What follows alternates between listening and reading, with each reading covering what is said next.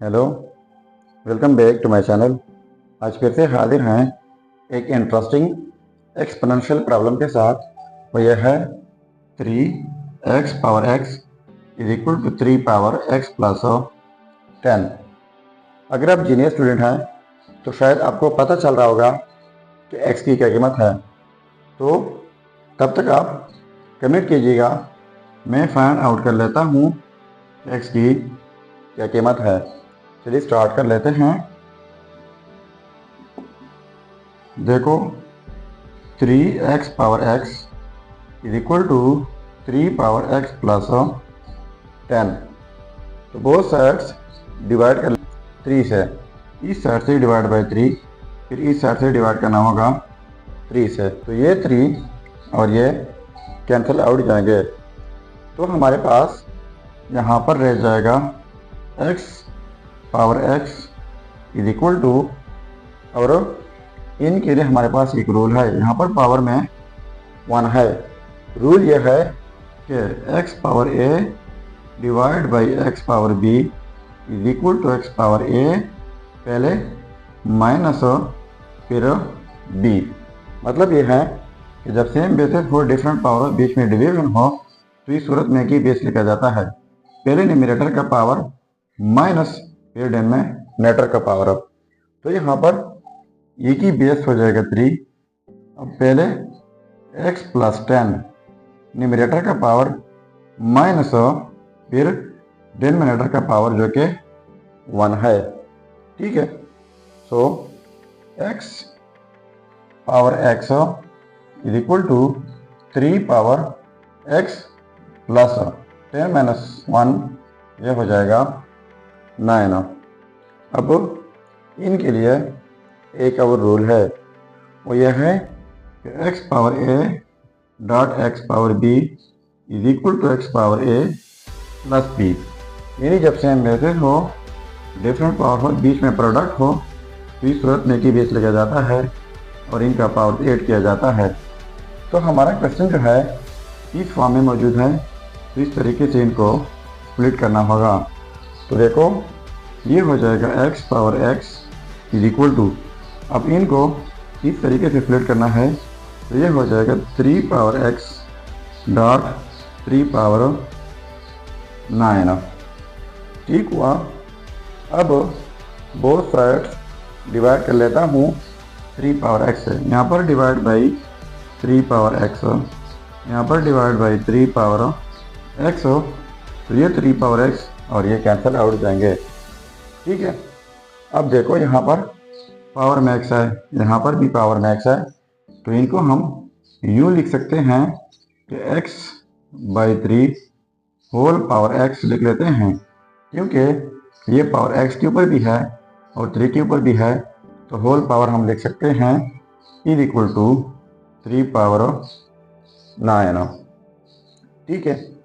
इसके बाद both sides में पावर लेता हूँ, डिवाइड में यहाँ पर इस पावर को डिवाइड बाई 3 कर लेते हैं, यहाँ पर इस पावर को डिवाइड बाई 3। ठीक हुआ। अब ये कैंसिल आउट करते हैं, 3 1 3, 3 3 9।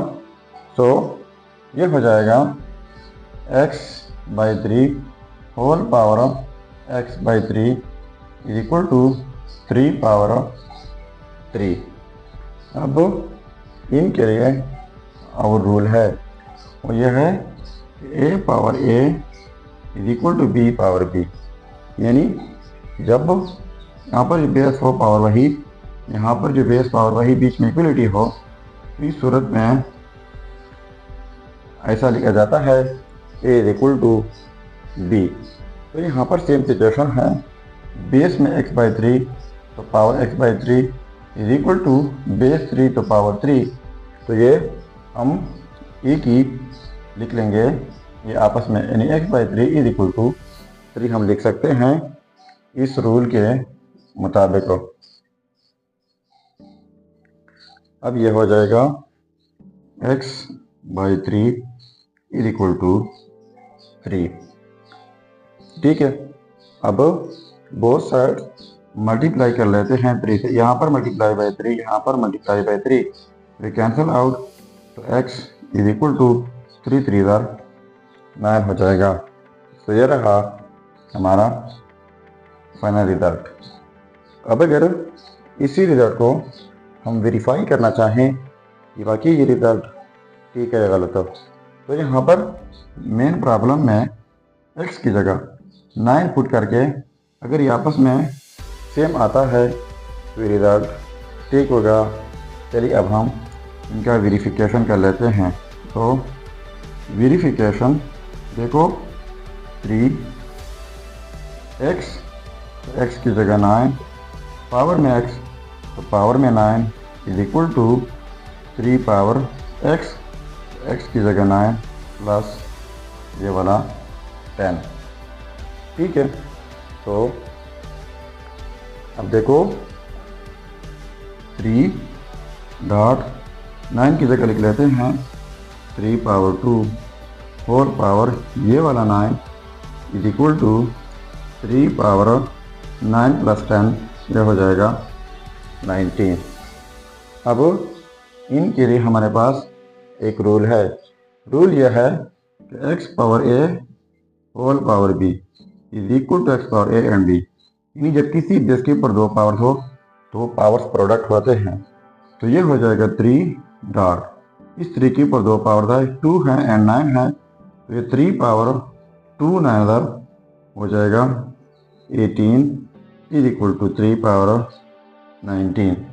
तो पहले मैंने रूल बताया कि जब इस तरह के सेम बेसेस हो तो एक ही बेस लेकर जाता है और ये पावर्स ऐड किए जाते हैं जो कि 19 हो जाएगा इज इक्वल टू 3 पावर 19।